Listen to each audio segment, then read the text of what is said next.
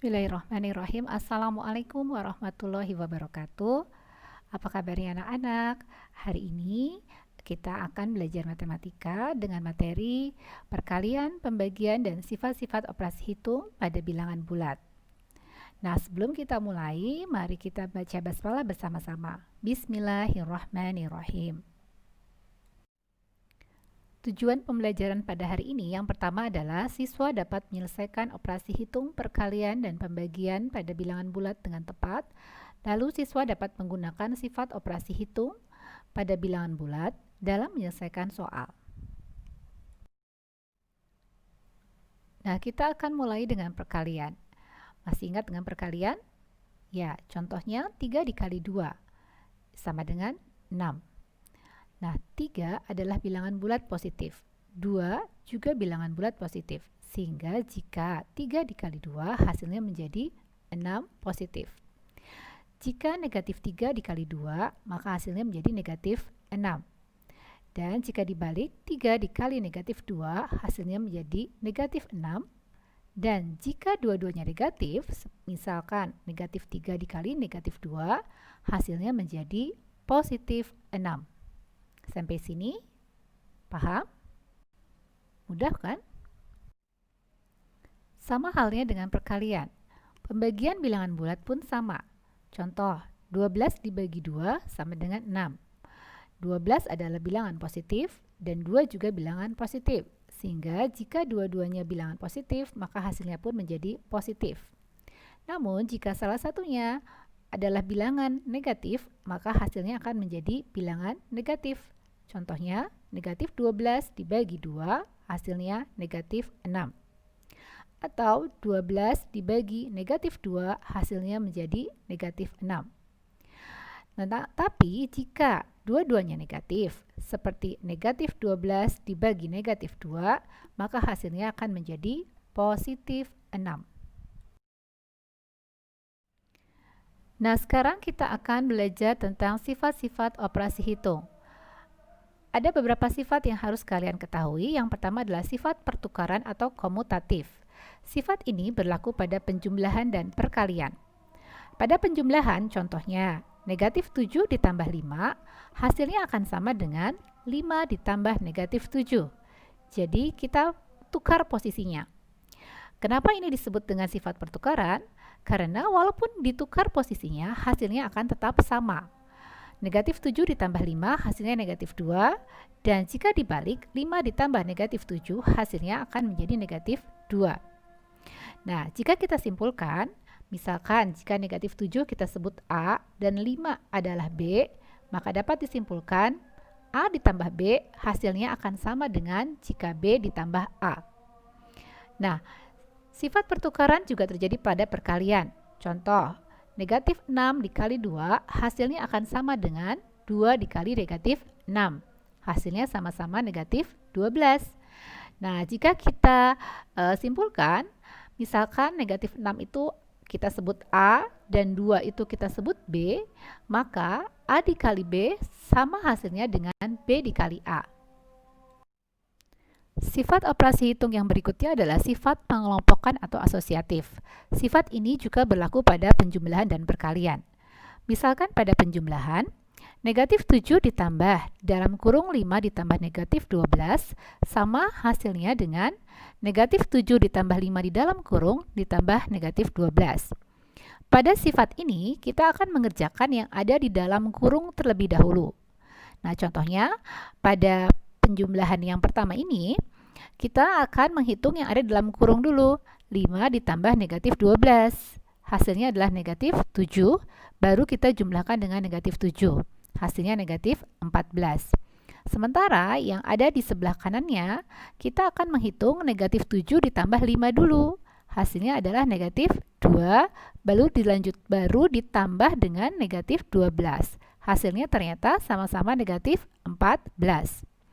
Nah, dari sini kita bisa simpulkan jika angka-angka ini kita rubah menjadi huruf, maka di sini negatif 7 kita ganti A, 5 kita ganti B, dan negatif 12 kita ganti C. Maka kesimpulannya adalah A ditambah dalam kurung B ditambah C hasilnya akan sama dengan A ditambah B di dalam kurung lalu ditambah dengan C.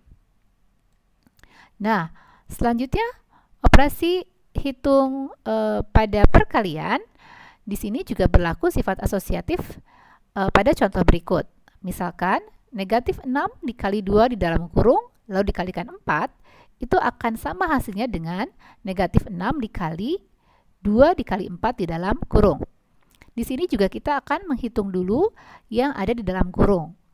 Yang ada di sebelah kiri, negatif 6 dikali 2 dulu kita hitung, hasilnya negatif 12, baru dikalikan 4. Hasilnya negatif 48. Lalu yang di sebelah kanan, kita akan hitung dulu 2 dikali 4. Hasilnya 8, baru dikalikan dengan negatif 6. Hasilnya negatif 48 juga. Ya, dari sini dapat kita simpulkan bahwa jika negatif 6 kita ganti dengan A, 2 kita ganti dengan B, dan 4 kita gantikan dengan C, maka kesimpulannya A dikali B di dalam kurung, lalu dikalikan C, hasilnya akan sama dengan A dikali B dikalikan C di dalam kurung. Sampai sini dapat dipahami? Sifat operasi hitung berikutnya adalah sifat penyebaran atau distributif. Sifat penyebaran ini ada dua. Yang pertama adalah sifat penyebaran penjumlahan dan sifat penyebaran pengurangan. Nah, contoh pada penjumlahan. Negatif 5 dikali 6 ditambah 7, hasilnya akan sama dengan negatif 5 dikali 6 ditambah negatif 5 dikali 7. Bedanya adalah kalau yang di sebelah kiri, kita akan hitung penjumlahannya dulu, baru dikalikan dengan negatif 5. Tapi kalau yang di sebelah kanannya, kita akan hitung dulu satu persatu. Kita hitung dulu perkaliannya, baru dijumlahkan. Nah, hasilnya seperti ini. Negatif 5 dikali 13, hasilnya sama dengan negatif 30 ditambah negatif 35. Hasilnya sama-sama negatif 65. Jika kita simpulkan, maka jika A dikali B ditambah C di dalam kurung, hasilnya menjadi A dikali B di dalam kurung ditambah A dikali C di dalam kurung. Lalu sifat distributif pengurangan sama halnya dengan distributif penjumlahan. Contoh, negatif 5 dikali 12 dikurangi 4, hasilnya sama dengan negatif 5 dikali 12 dikurang negatif 5 dikali 4. Ingat ya, ini menjadi dikali 4, bukan dikali negatif 4. Nah, perbedaannya adalah yang di sebelah kiri, kita hitung dulu pengurangannya. 12 dikurangi 4 dulu, baru dikalikan negatif 5. Tetapi yang di sebelah kanan, kita hitung dulu perkaliannya masing-masing. Perkalian negatif 5 dikali 12, lalu perkalian negatif 5 dikali 4.